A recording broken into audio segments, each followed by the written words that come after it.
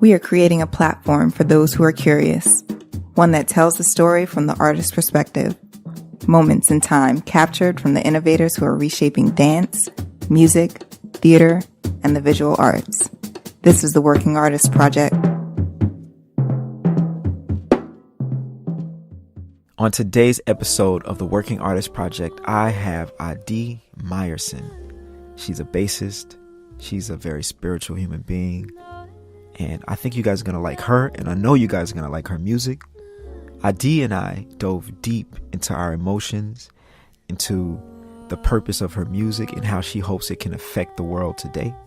Of course, we talked about the Me Too movement and basic women's rights and how she is making an attempt to change the world through her music and through her actions.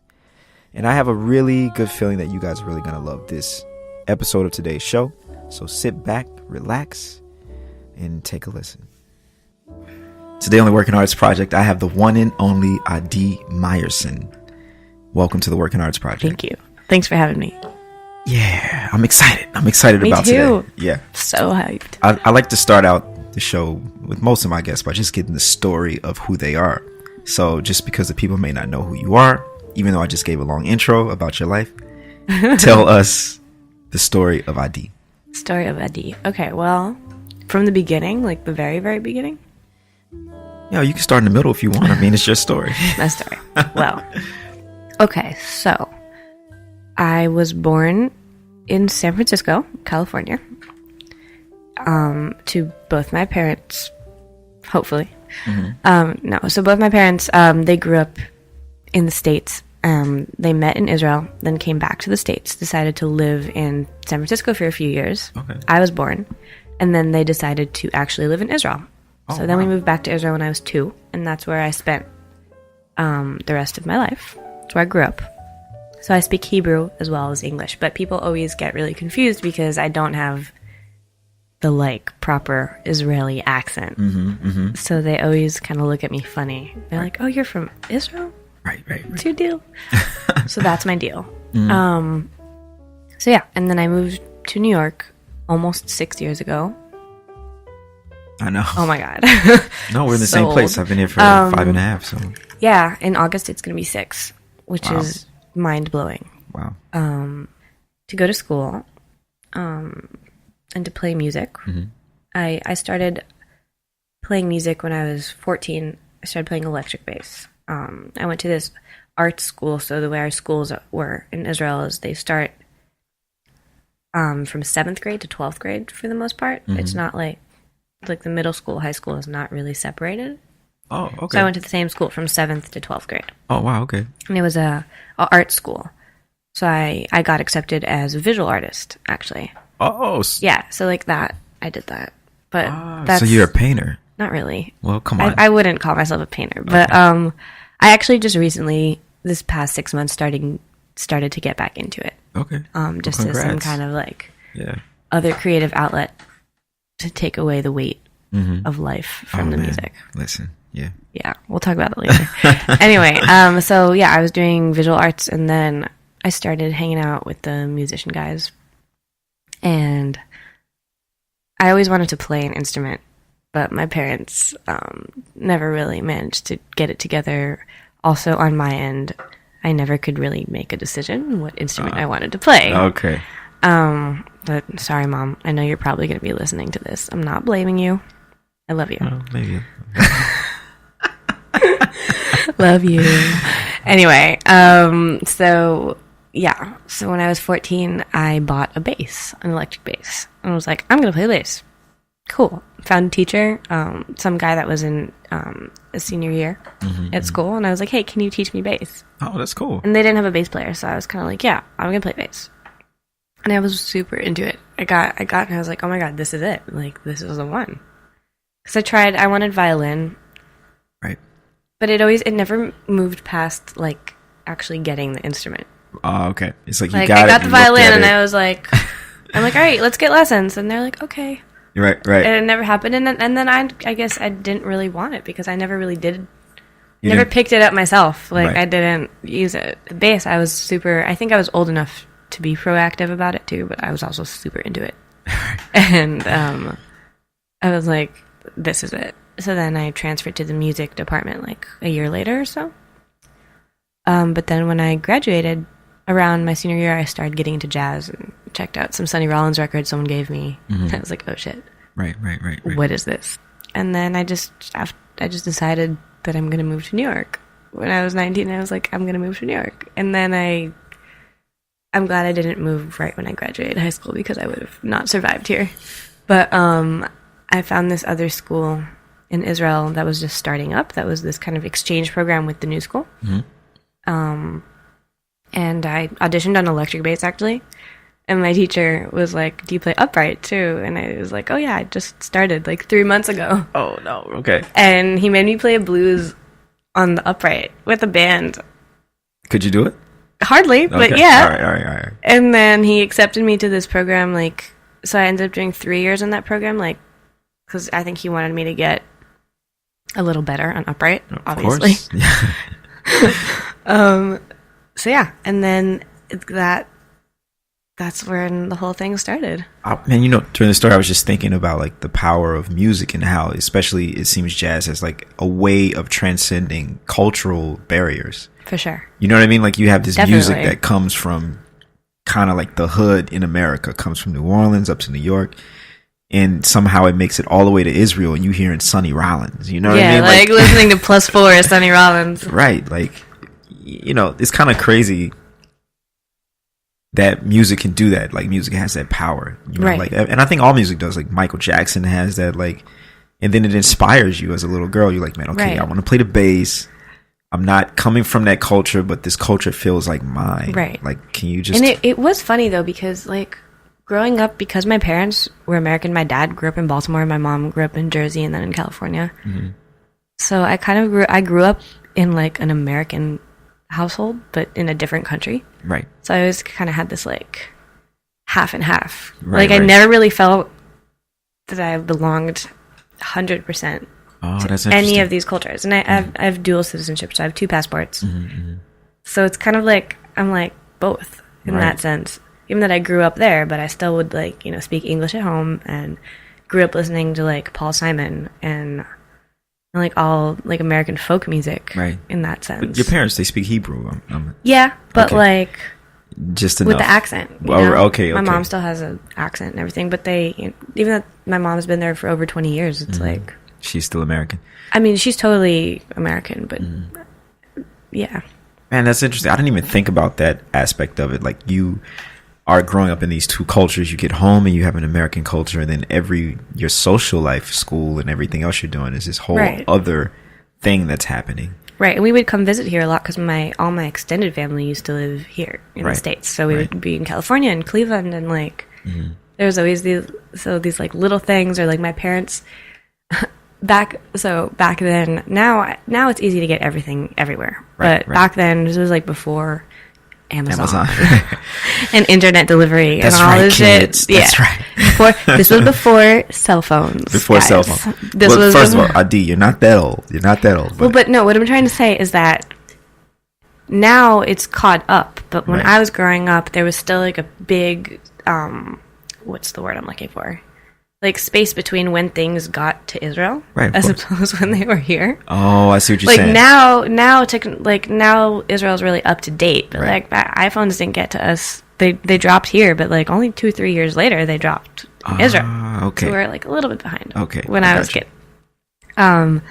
So also like all these like American things that my parents liked to use, American brands, they would always get, because my dad was a tour guide, so he would get his American tourists to like bring all this shit. So like we would have all these American brands in our house, but you couldn't buy them in Israel at the time. Wow. So you go to school like, I got the new Walkman or whatever it was. Well, yeah. I mean, yeah, he would bring, like, do you want anything from America? Wow. It was such a weird, like now that's such a weird concept to me when I think about it. Right. But like they used to buy stain stick. I have no idea what that is. Like it's like for laundry. Oh. It's like a stick and you put it on the stain. Oh yeah, but it's called something else. But my parents used to call it stain stick. No, that's not what it's called. But just welcome back. We can just tell the people that we're in your kitchen. We are in your kitchen. kitchen table having this conversation. So sometimes the refrigerator is gonna come on, people are gonna get up, but we're gonna keep it funky for y'all, so y'all know. Yeah. You know, so y'all feel like y'all in here with us. Yeah, this is New York, guys. It's New York. Like, this is how we live.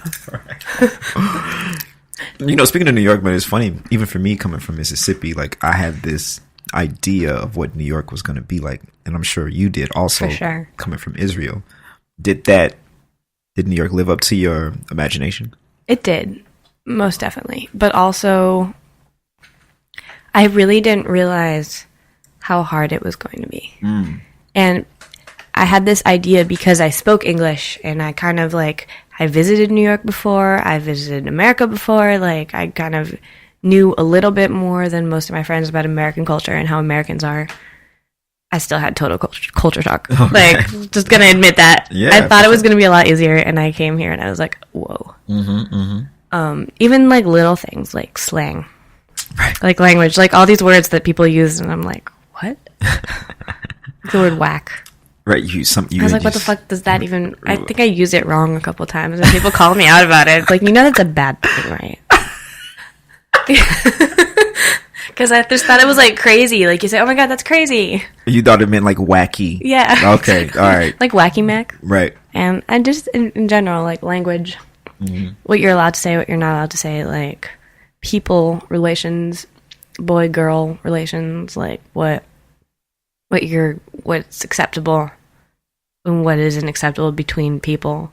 What about the music? Like when you came here, was the music on a much higher level? Did you have to really adjust? And most definitely on a higher level. No, it was like incredibly overwhelming in a positive way. Right. Yeah. Here, because there was just everything, and all these musicians that I loved and looked up to. I can go listen to them every night. I would go out all the time. My first year here, I was at new school too, so I'd be in school shedding till like 11:30 till the building closed. And because it's downtown near Smalls and all the clubs, I would just walk. Right. Yeah, of course. Hang out in all the clubs. To my surprise, though, that whole myth about everybody being good in New York, right? Well, was, you know, I thought everyone was going to be really good, right? But not everyone's really that good. It's like everywhere else, you know. You have your really good people. You have people in every category, right? But like, there's this whole, I guess,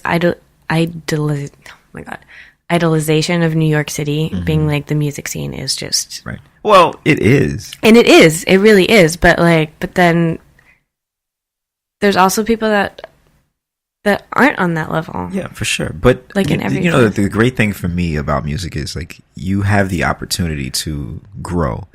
So I never no, it's okay. Eat on a thing. I never try, you know, I just try to think about it like, okay, maybe this guy or this girl isn't there yet, but if they're working for it, it's all good. Like we all have for sure have a path. So it's that's not what I meant. Oh yeah, but for sure. Yeah, you just meant that some people have no hope and they're just here. Like me. No, I didn't realize that there's also people that come here just when they're starting out, or just right. Like that's okay too. Yeah, and then that's part of the scene too. Yeah. And not just like this, like, you know, put it on a pedestal. Like, the New York music scene, everybody can't be Joel Fromm, you know? Like, Joel Fromm is like one of the greatest jazz musicians who ever lived. But that is indeed true. But I do want to get right into your latest project. And you got a brand new CD coming out. And it's called Where We Stand. Yes. Yeah, I mean, you know, what's up with that title? What does that mean? Who are you talking about? Who am I talking about? Oh, shit. The title track of the record is called Where We Stand. Yeah. I wrote it kind of just like in a weird I felt like I was like in a weird transition point. Emotionally. Transitioning through what? Like from one like love to another, I guess. And also just like from one situation and just like where my life was. I wrote it like at the end of the summer, so it was like, well, all this happened, and I feel like now it's like I'm in the midst of this new this new doorway to my life. Like those experiences are there, and now we're moving on to gaining new experiences. But it's like this very like kind of vertigo limbo feeling. So I was like, all right, where do we stand in this sense? So I called it that. And I guess it also kind of just in general, I think, not just me personally, but the world. Yeah. Where does the world stand? Yeah. Where are we going? That's what I was thinking. I was like, it sounds like you're saying like not only just like you, but like the collective you. The collective like, where do we us, yes, all stand? You know, in this whole for sure. That was definitely part of that. I sometimes get very overwhelmed. Like, I know a lot of people talk about all these things on Facebook and on the internet, and I'm not really one to do that. Just because I don't know why. What things in particular are you talking just about? like all the shit that's happening in the world, like political things and like police brutality and all these, for sure. all the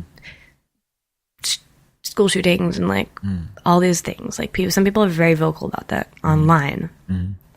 I personally have a hard time being vocal with that online. Also, probably because I don't feel that my writing skills are strong enough to say what I mean without like. I'm much better at having a conversation. No, I hear you. You want to be able to express yourself very clearly and strongly. Yeah. And I think, and sometimes I just, in my own self, I find myself just sitting in my room and I'm just like, how do I make this better? Like, how do I fix this? Yeah. Writing on Facebook is not going to help. Right. I don't know what to do. This is so overwhelming. Like, we're all just pieces of shit in this piece of shit world. Like, how do we do better? Like, what, how? And that, I think that song came out of that a lot too.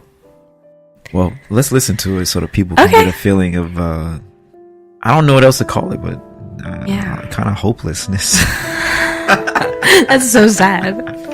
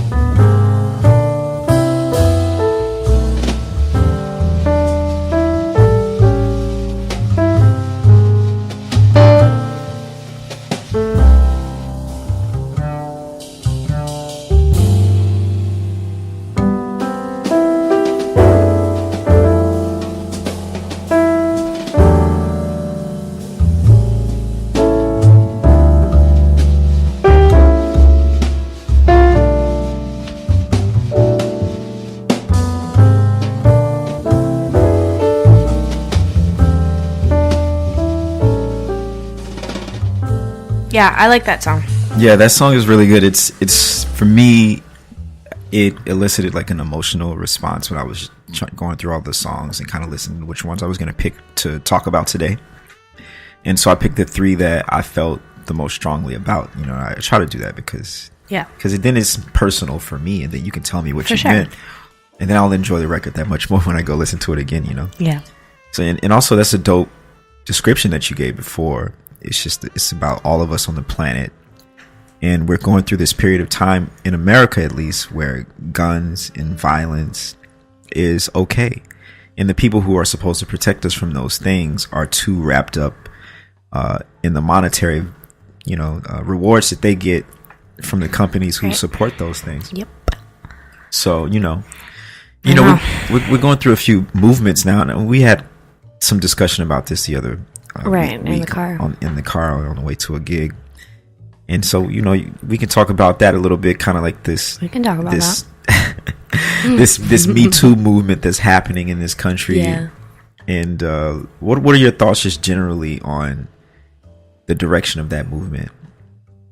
I think it's positive, for sure. The fact that it's happening, and a lot of positive things are coming out of it. People are speaking up and people are talking, and I'm hoping that it will help prevent, not even prevent, but like, I was talking to my roommate last night, since she's 21, she's in college. Oh wow, she's a baby. She's a baby, I know. But she goes to like a regular college in the Midwest, and she was just like telling me about a couple of experiences she had with boys.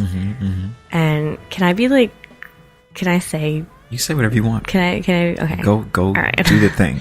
So she was telling me this story, and about like I can't remember if it was like her or other people or something, and like she's making out with a guy, and then he stops like 2 minutes in, and he's like, "So can I get a blowjob?" And she's like, "The fuck." Oh my god. And then I'm like, and then she tells me another story about like her friend was making out with this guy or something, and going, and like it wasn't a good sexual, like it didn't really work for them sexually. They were very drunk and blah blah. And then the girl was like, "I'm gonna go," and the guy just said, "Well, can I at least get a blowjob?" And then I just got really mad because I'm like, why the fuck do these fucking douchebag 21-year-old kids, men, think they are entitled to get sexual pleasure from a woman, right? Without like, why do they think that it's their right? Right, exactly. With every encounter with a woman, to for the women to satisfy them, right? No matter what. What do you think? It got me so mad. Yeah. I was like, and I was like, that is why we have this problem. Yeah. Like, maybe it's ingrained in American culture. I think so. I think it has to do with education. Honestly, like the way. I don't know. I mean, I didn't go to school here, so I don't know how sex ed is taught. I don't know how those things isn't. That's probably the problem. It's like, I don't know how these things are talked about, or if they are talked about at all in high schools. But then, these kids get to college. Right. First of all, the fact that they're kids. Yeah, of course. And the fact that drinking age is 21, so there's like this whole like big deal. Like they feel oppressed because nobody, so they go wild. Yeah. Same thing with sex, maybe. Like, they feel oppressed, so they think it's like, now it's the time to go wild, without really understanding what is happening. I think you have an interesting perspective because you did grow up in a different country, right? Well, I was doing those things when I was like 15. Oh, like, okay. I was drinking with my friends, getting drunk when we were 15. Like, what's the legal age there? 18. It's 18. But we would just like get someone older to buy us, of course, because you can. They, I don't know if they still do that, but they used to sell liquor in corner stores. Okay. So we would go out, get someone to like buy a bottle of vodka, some 18-year-old, right? And you can drink outside too. So essentially, it's the same thing. So these kids are doing the same thing, just a few years later. Yeah, but essentially, but then it's like by the time where we get to like 17. You did like 2-3 years of that. You're like, all right, I'm over it. Yeah. Like, I don't want to do this anymore. This is stupid. I feel sick the next day, and like, what's the point? Right. It's not enjoyable. Like, I just want to go sit in a bar and have a beer and talk to my friends and enjoy good company. But going back to the sexual education part, were you guys getting that early at 15? We were 16, getting 17? Sexual education. It was practical education. Yes. I mean, it was always like a little embarrassing because you're young, and I mean, I think even in elementary school, I have a memory of being in a sex ed class. Oh wow! Yeah, but like we were getting, people were talking to us about that, and they weren't saying don't do it. Right. It wasn't like don't do it. Like, have you ever watched Mean Girls? No. Surprise. No.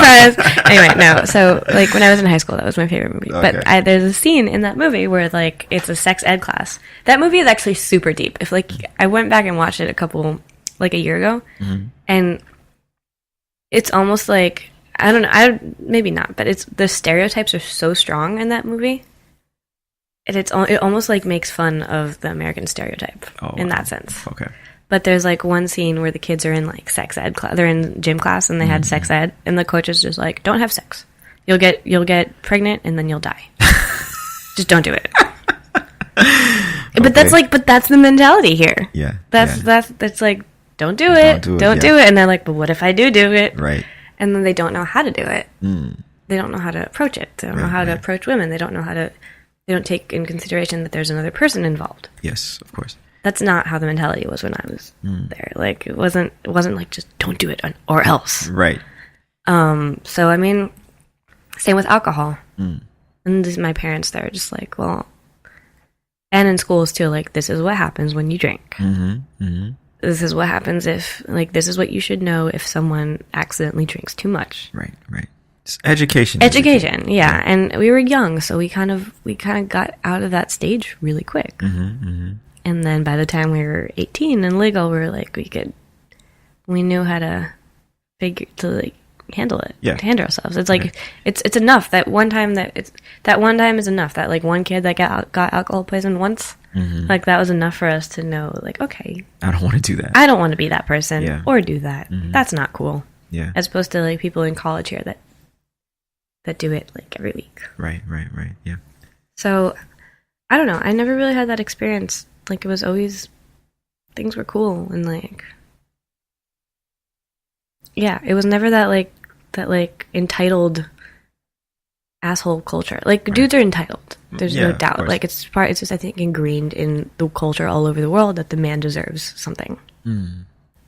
Like, when in Israel, a lot of times when these guys would like hit on girls at the beach, they'd be like, "Oh, you're so pretty, you're so cute," and the girl would just be like, "Fuck you." And then the guys would be like, "Oh, I don't need you. You're a fat bitch anyway." Oh no. And you're like, "I rejected you, so you changed your mind." Right. Funny. Yeah. But like, you know, it's not like it is here. I don't know. And people, if someone would bother me on the street, I'd curse them out. Someone bothers me, I tell them to go get the fuck out of my face. Right. Because like, you don't get to talk to me like that. You don't get to honk your horn at me. Like I'll just flip you off. Right. Here, people don't do that. People don't. They don't like say anything. Women. Right. In general. Yeah. Like, if some guy catcalls them on the street, they don't tell him to go fuck off. They just like ignore him. Right. And I don't know. It's like, why? Yeah, you think it's better to just confront the person and let them know that they're being, they're being a dick. Asshole. Like, Right. But that's not cool. Right. And then, but I mean, I guess not. Maybe it's a cultural thing. I don't know. Yeah, it's just a different. It's a different culture. Yeah. As far as the young dudes expecting, first of all, if you're a young dude, you listen to this, like, you're not entitled to anything. No, you're not entitled to someone else's body. No. And if you're making out and the girl leaves, hey, then that's the end of it. Like, that's it. Congratulations, you made out with the girl. Yeah, and like, listen, she's a person and she has feelings and she has needs too. Right, of course. And like, listen to what she's saying to you, and tell her what you want to tell her. Right. As well. Like, there's two people involved in it. Right, because there's just one person, then like, you can do that alone in your bedroom. Right, exactly. So that whole like men thinking they're entitled to something because of something. Like, when a guy offered to walk me home because like someone got murdered outside my apartment. What? Yeah, the first month I moved here, so there's this high school right down the street, and apparently these two kids got in a fight, and one kid just like stabbed the other one to death. Oh, shit. Yeah, but we didn't, at the time that it happened, we didn't know that until the next day. And I left for school in the morning, and there was a fucking crime scene outside my house. Oh, no. And I was like 21. Yeah, of course. Just moved to New York. I was like, fuck. That's really scary. So my roommate and I thought maybe it was like a drug thing or a gang thing. We had no idea. So I was really scared to come home late at night. Like, from school, Yeah, right, of course. And so someone offered to walk me home, and I was like, all right, great, that's really nice. And then, like, I mean, he was really young too. Like, he was in, I don't know, a couple years younger than me, or something. And like, he walked me home, and then he just like legit thought he was entitled to come up to my house and to like hook up with me. What? And I was just like, dude, I genuinely was just terrified to walk home. Like, you offered thank you. Yeah. I said, okay, like, you know, and even to me, if he was like, oh yeah, let's just hang out. I'm like, okay, let's just hang. Like, to me, hanging out is just hanging out. Right, like, of course. It doesn't mean it's not code for something else. Like, Right. it kind of is here. Right. It took me like a long time to figure that out, what all Right. these codes are. Oh God. But yeah, like that's just like that thought of like, oh, she must want something. I'm Right. probably into, like, she asked me to do this. That means I can do that. Like, sometimes a girl just wants to be walked home. Like, yeah, or like thinks you're cool and wants to hang out with you. That doesn't mean like you're Right. entitled to her body. Right, of course. Yeah. You know? Yeah. That can be confusing to develop platonic relationships and Right. you're like, okay, let's be friends, and then all of a sudden you're getting hit on and you're like, oh wait. You're like, wait, I didn't want this. Right. And No, trying to navigate that, you know, especially in the, you know, in the business that we're in, you know, Right. everything is For sure. at a party situation. You're always in a club. Yeah, you're always know, hanging out. So there's drinks involved. Always There's drinks. always, It like can late be- at night. Right, exactly. It's late Yeah, at night and shit, for so sure. it can be a bit confusing. It can you know. definitely be a bit confusing, but I mean, I think, I don't know, the women too, like, need to just be a little bit more hardcore and take a little bit more initiative to set boundaries for themselves too. And like, I know some people are not like that, and they don't have strong personalities like that, or they didn't grow up like that, and they don't want to lose the opportunity, and they feel like, I don't know, maybe culturally that's not what they were taught. Right. They think it's rude. I had some guests. My previous guests were two women, and they talked about how women make decisions based on, you know, I think we spoke about this before, but you know, if they think they're going to lose an opportunity, they may do, or at least put themselves in a situation that may not be, you know, the best one. Right. And it's funny because I was listening to a podcast, and this guy was telling a story about this woman who had a mentor who was a professor, and he gave her an opportunity to work as an intern. All of a sudden, she's in his house, and he's trying to have sex with her. You know what I mean? Right. And I'm just like, this shit is crazy. So like, you know, you can get into these situations, but maybe you're Definitely. right. Like, if you end up in those inadvertently, right? You're Right. like, you're just there to work. Or, Yeah, and then it's inevitable that you're going to end up in some situations that are uncomfortable. And you're saying you think the best way is just be like, no, like I'm not here for that. Versus like, because the pressure, I've never been, I'm a man, so there's probably never going to be a situation where I'm like, oh, now all of a sudden I got this opportunity. I don't want to lose it, but also I definitely don't want to engage in some activities. No, with this for person. sure. I mean, I think there's no like best way to handle it, because every situation is different, and and you got to make that decision. Well, have you been in the situation? Yes, I have. How did you handle it? How did I handle it? It took me like a little while, but at some point I just was like, I'm not doing this anymore. Like, this just isn't happening. And it was cool. Like, I guess, you know, I had to be very clear about it, but it didn't become anything like, It didn't escalate. it didn't escalate, luckily. But I was like, I can't do this anymore. This worked for me before. Things have changed. It doesn't work for me right now. And it's over. Like, I can't do this. Like, you just quit. I just quit. I just was like, I'm not doing this anymore. Okay. I'm not interested. Yeah. Like, firmly. Yeah. I mean, you quit the job is what I'm saying. Yes. Oh, okay. All right. Yeah. But yeah, I mean, I just think there's no black and white again. Like, it's like how, but in general, women should be taught that it's okay to do that. That's an option for them, and they can make that decision. But that there is an option to be like, no, Right. I don't want this. Yeah. This is not okay. And it's okay to say that it's not okay. Right. Like that. And also, I mean, I don't know. Some men are more powerful, I guess, or not more powerful, but like in more powerful positions. Like the power thing. Yeah, the power is dynamic. Like power dynamic is different right. in every situation. So like sometimes it may be something that actually might affect you on a deeper level.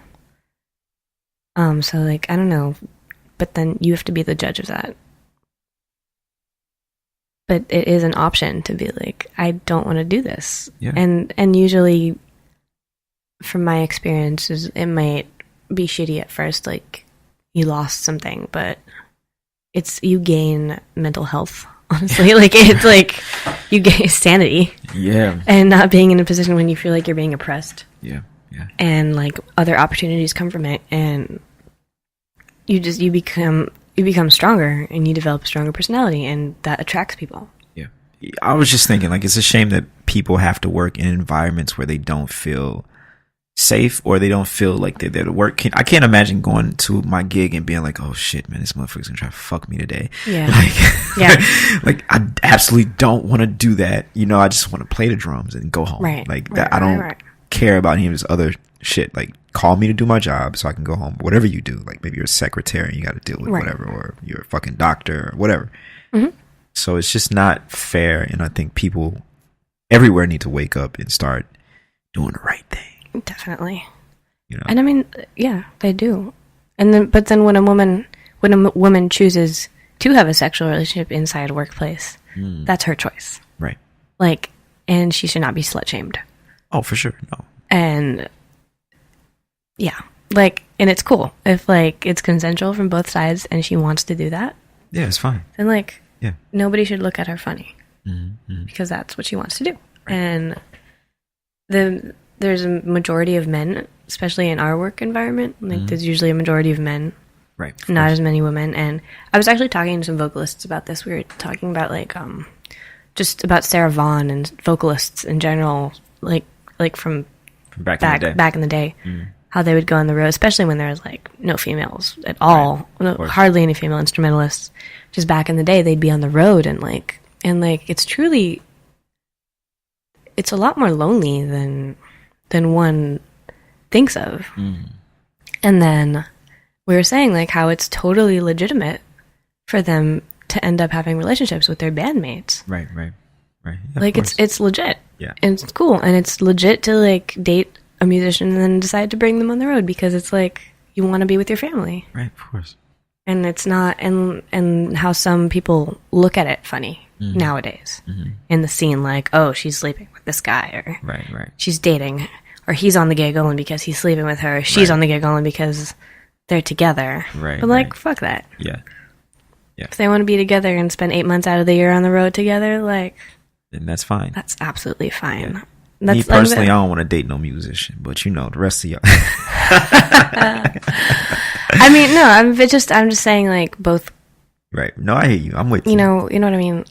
It's like, it's cool if it does happen. It also shouldn't be.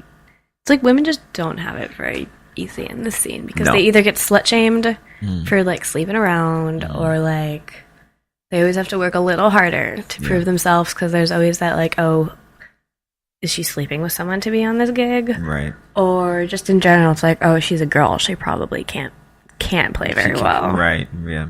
And I mean, I'm going to admit that I would do that too. Like for other females, sometimes I would see them and I'd be like, oh. So it's deeply ingrained. And I think it's deeply ingrained, not just men and women. I think it's like the older I get, and I think it also has to do with self-confidence and like just the way I feel about myself most of the time, and my insecurities as a person. Now it's just like, oh, cool. Yeah. There's another girl in the bandstand. That's awesome. Yeah. That's that. Why don't we listen to one more from your record? Yeah, cool. We'll start ranting. Positiveness. Positivity. I'm a very positive person. No, you're very positive. This one is called A D Train. And I guess it's just a play on your name. Oh, yeah, totally. I just got that. Damn. Nobody knows how to pronounce my name.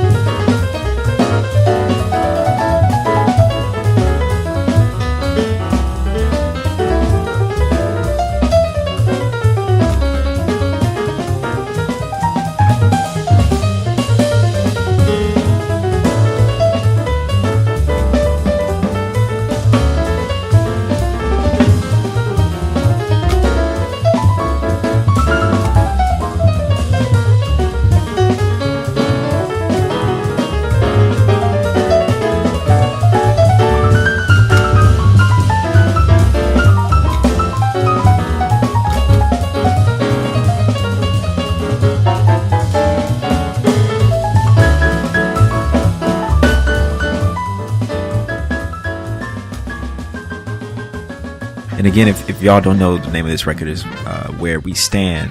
ID Meyerson, and she plays the bass. Yes. And yeah, man, the record's really good. It's a jazz record. It is a jazz record. It's totally a jazz record. Like, you know, which can be rare these days because there's so many musical influences that we have growing up in the 80s, 90s, and 2000s.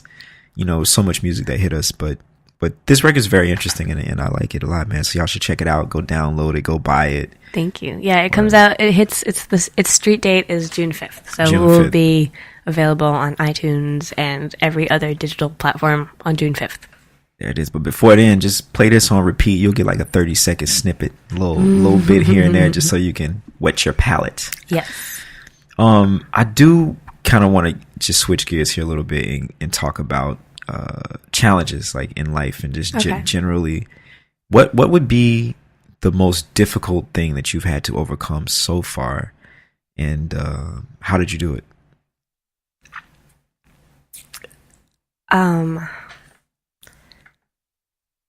Yeah. I think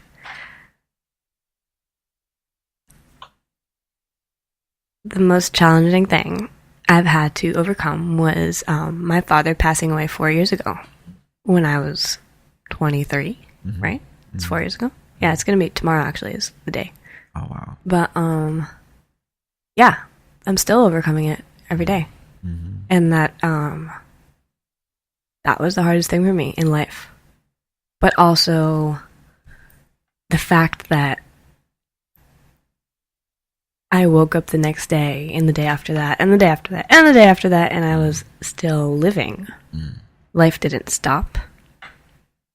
Understanding that concept and learning how to be able to move forward from something and grow and change and be okay with that is like a big thing for me.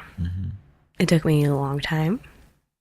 But yeah, that just, I mean, yeah, just accepting the changes that happen in a lifetime and being able to not, I personally am a person that I have a good memory.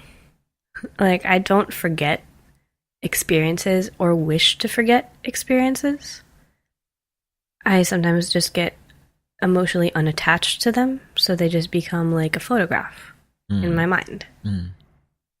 And being okay with that, like, just even bad experiences. It's like, okay, that happened, and now we're here, and we don't feel anything towards that anymore. Wow. We've moved forward from that. We've put our feelings in something else, or also knowing that, like, you can be happy. It's okay. Like, you can be happy without having one of your parents alive. Yeah. Is like, it's deep. Yeah, that's deep. And being able to, like, be okay with that. It's cool too. And still say, yeah, I'm happy, and sometimes I'm sad.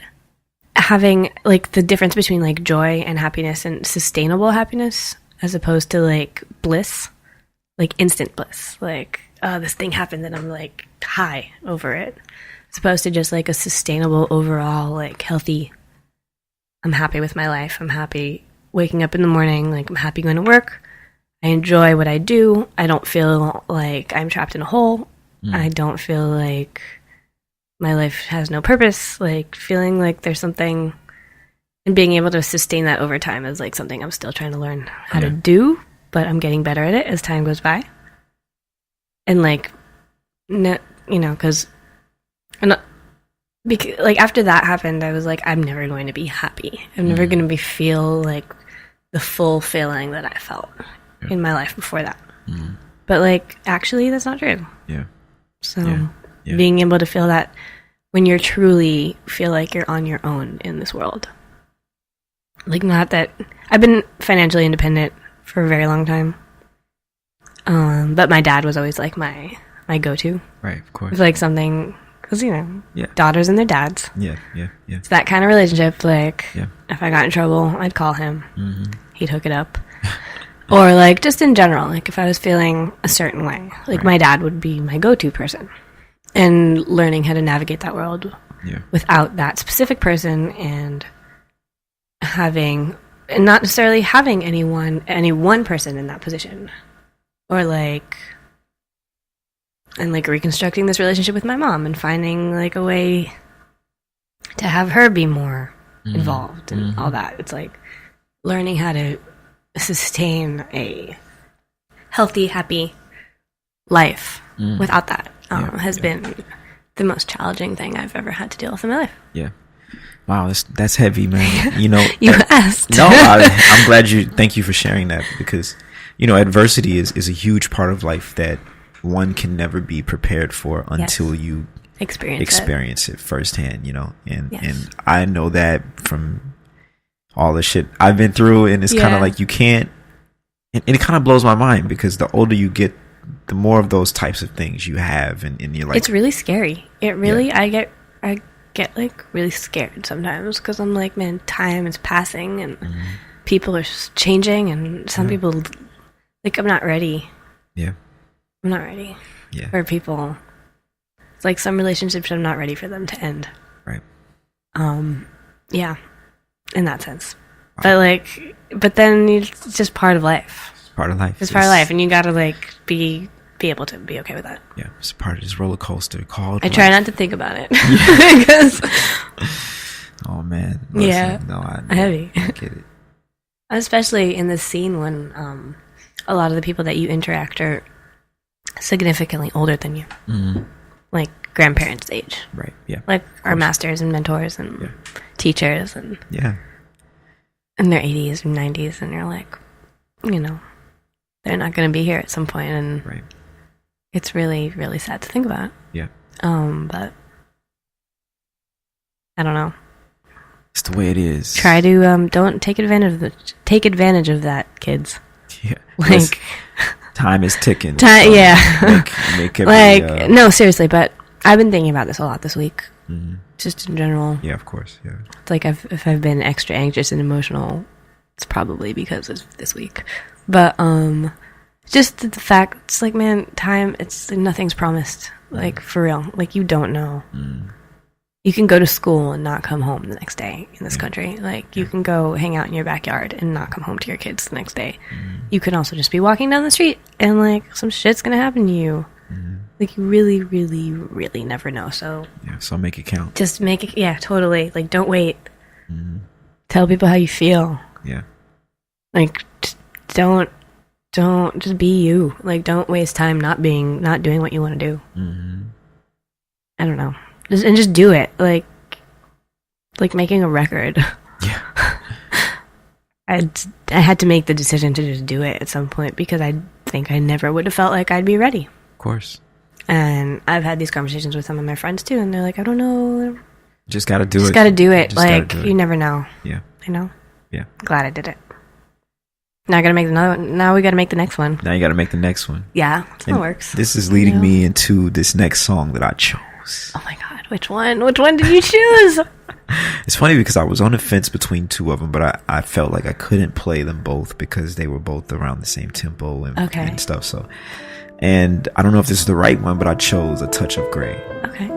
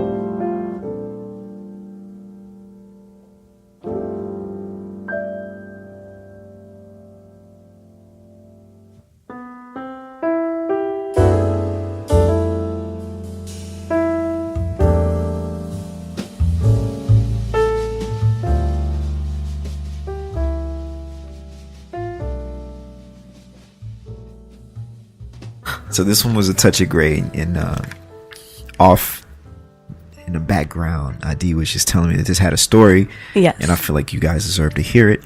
So lay it on us.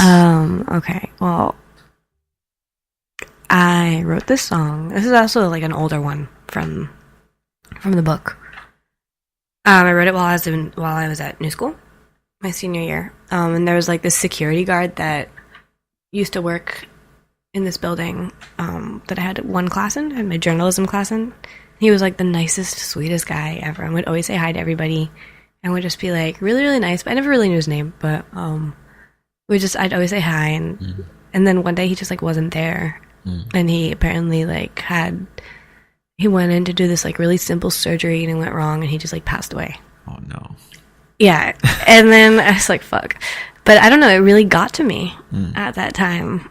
Because his this energy was like was before so my dad. Energy was so positive. He just the fact that he was there one day and then wasn't there the next day, and that I didn't even take time to like ask the guy what his name was, really bothered me, and it made me really upset. And then I wrote the song. Wow. And his name was Gary. His last name was Gary, but I changed it to Gray because I think it sounded better. Yeah. And also it's like kind of a sad song. Yeah. So Gray seemed appropriate. But yeah, like it wasn't even like him personally, but just the fact that like someone's energy can affect you that much and you don't even know a thing about them. Yeah. And it's like I'd have to make more effort to get to know people around me, because it's not everyone is going to be here all the time. Like one day you're going to look around and they're just not going to be here anymore. Like, I don't know. I like that. That's good. You know, it's something we can all learn. Like, take the time. Like they say in church, you know, talk to your neighbor. Like you're sitting there all day next to this person. You don't even know them really. Like, so take a minute. Yeah. Just say hello. I had a 45-minute conversation with a stranger on the train last night about his job. He was a geo-engineer. And so I learned a lot about dirt, and it was cool. About dirt. Yeah. We had a good time. So, That's awesome. which is rare in New York. You know, we don't talk to each other. It's hard for me to talk to strangers, honestly. Like, I'm shy. You and I know each other, so like we're cool. But like if we don't know each other, it's like it takes so much effort to talk to strangers and to open up to new people. It's like it's exhausting. So I have to be better at that. Yeah. But yeah, talking to people is hard. Getting to know people is really hard. It's hard. Also, getting to know people that like you've known that you've like been in like a professional setting. And like you've known for years, and you really don't know anything about them. Yeah, it's crazy. Yeah, I have to make more effort to like make real conversations with people, because I hate small talk. Yeah, I know. I walk away from it as opposed to like engage in it. I'm like, hi, hi, how are you? Good. Okay, I'm gonna go now. Right. I gotta use the bathroom. Yeah, that's a lie. I'm just walking that way. So listen, we're coming to the end here. And I do want to ask you a few more questions, but just so you know, I know I'm probably wearing you out. No, we're fine. But I'm enjoying our conversation. Okay, cool. I do want, before we end it, I want to talk about what inspires you to create. Now that I know that you're a painter, you're a bassist. Painter. You are a painter. I wouldn't call myself a painter. I paint. You paint, okay. You paint. I'm going to call you a painter. You're going to say you paint. You play the bass that you carry up 5 flights of stairs every day and down 5 flights of stairs. Yes. And that's why you have abs. That's why I try to maintain my abs so that when I come home from the gig at 3 a.m, I will be able to make it home. Right. As opposed to like, fuck. Right, I got these 5 flights. Right. Get up the stairs. For sure. But yeah, so what inspires your creativeness? I think it changes. Like I find that different kinds of art inspire my creativeness lately. Like other kinds of art, other things. I went to see, I don't know how long ago this was. Sometime in the beginning of the year, when it was still cold out. I went to see this exhibit by this Japanese painter and sculptor. I can never remember her last name because I'm terrible at this, but you're going to edit this out, and I'm going to Google it right now. Okay. Just so I don't sound like I'm jive. Yayoi Kosama is her name. Okay. And I went to see her exhibit, and her art really inspired me because it's like, here, I'll show you a picture. You should all Google it. If you've probably seen these pictures on Instagram, all these, or on the internet, it's all these like infinity mirror rooms and polka dots. Oh wow! And like, I think I saw you were there. You posted something a while back. Yeah, yeah, I was there. It was like sometime when it was cold out. I don't remember when, but she's older. She's like in her 70s or 80s now, and yeah, like these are her paintings. Oh wow! Yeah, these are great. Yeah, and her whole thing is like she uses her art to overcome her mental illness and her anxiety and her like craziness. Crazy, yeah. And then she wrote this like every person that went into the exhibit got like a page where she wrote like what she hopes her art will bring to the world, and it was just so beautiful. And and just the art itself really inspired me to write music. And then a lot of the times I'll get like an idea, not a musical idea, but like a verbal idea, like an idea in my head, and I'll see it in my head shaping up. So like I wrote a piece of paper, I wrote all these little notes of like what I want to do. And then just recently I like sat down, I went back to it and like wrote a piece for that. It's the beginning. It's not. Right, of course. I just did it like a few days ago. But yeah, so like that really inspired me. Like looking back at those pictures, and I was like, man, this is so cool. Like this is musical to me. This is music to me. That inspires me. People inspire me. Okay. Thank you. Like, I'm gonna write a song called Darian's Podcast. Right. And it's gonna be dedicated to you. Right. Thank you. Yeah, people and experiences, and a lot of when I write music, it comes from a very emotional place in that sense. Like I'm feeling something. And I think we can tell that by now. Right? Yeah. For the better and the worse, right, you know? Right.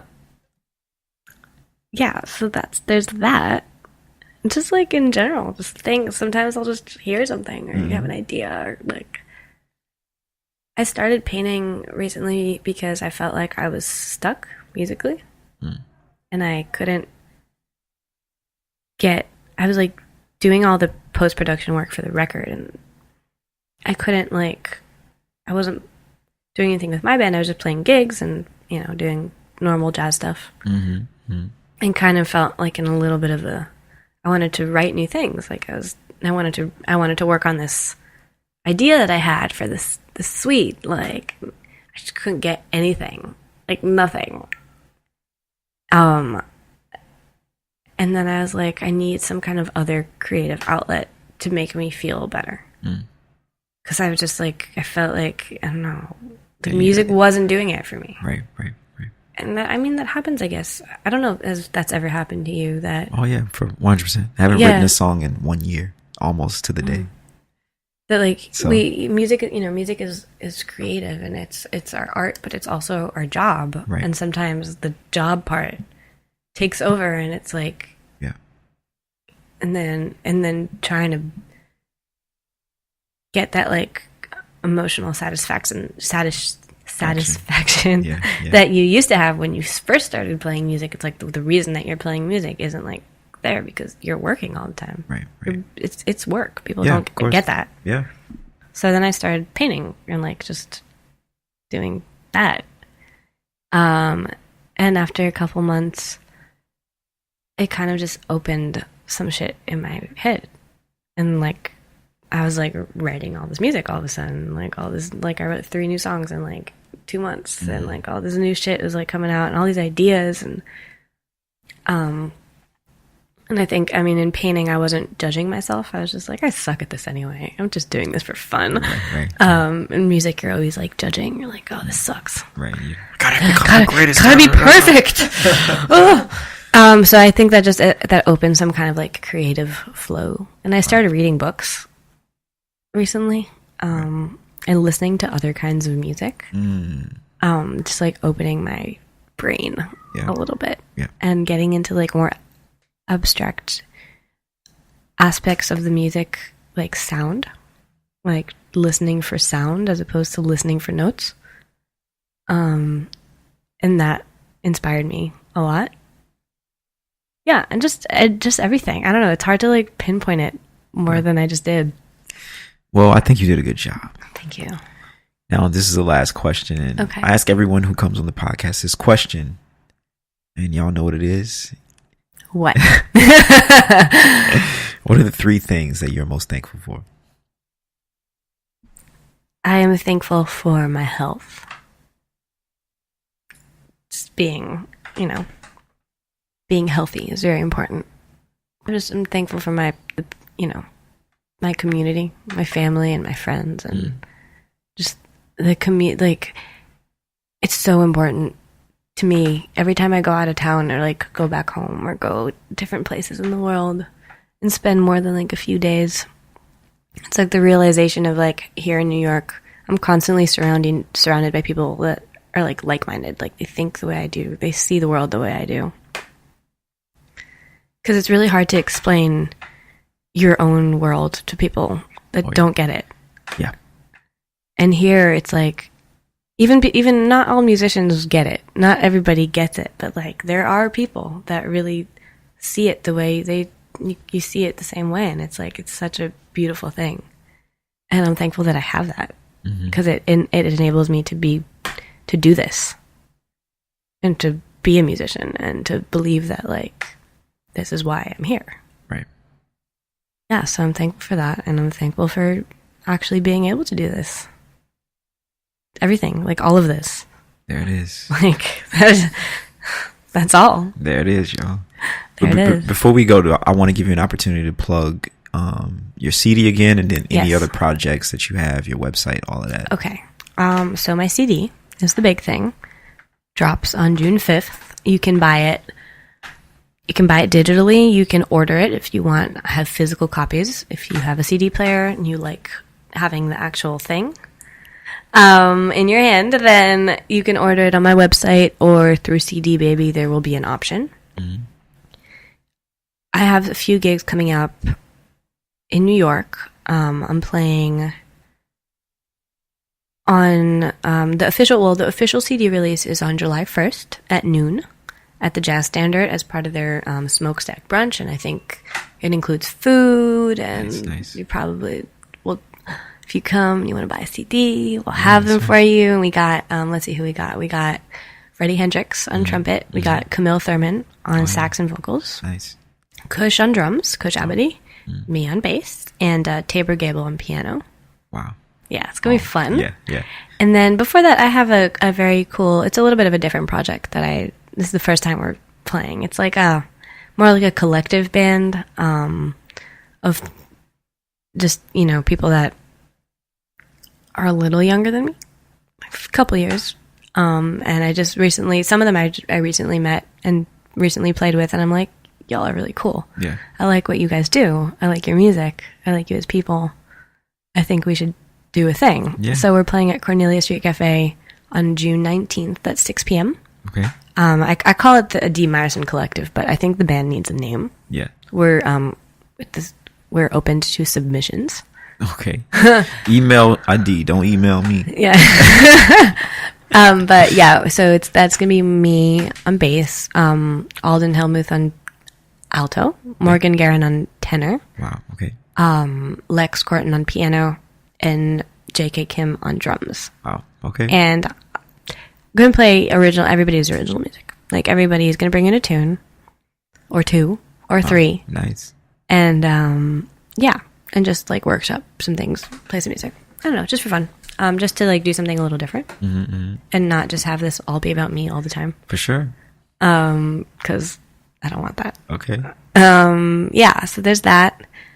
And then we will be in D.C. and Baltimore on July 11th at And I Music in Baltimore. Okay. And then on July 12th at Jazz at Jackson Place, that takes place at the Decatur House in Washington, D.C. Okay, sounds good. Yeah, I think the 11th is at 8:30 and the 12th is at like 6 p.m. Yeah. Yeah. And then they can double check all these dates on your website. Yeah, for sure. It's my website is dmeyersonmusic.com. You want to spell it for the people? Yes, so A-D-I, like my name. So A is in apple, D is in Darian, and I, is it ice cream? Sure. I'm really bad at these things. I think of the most random things. And then Meyerson is Meyerson,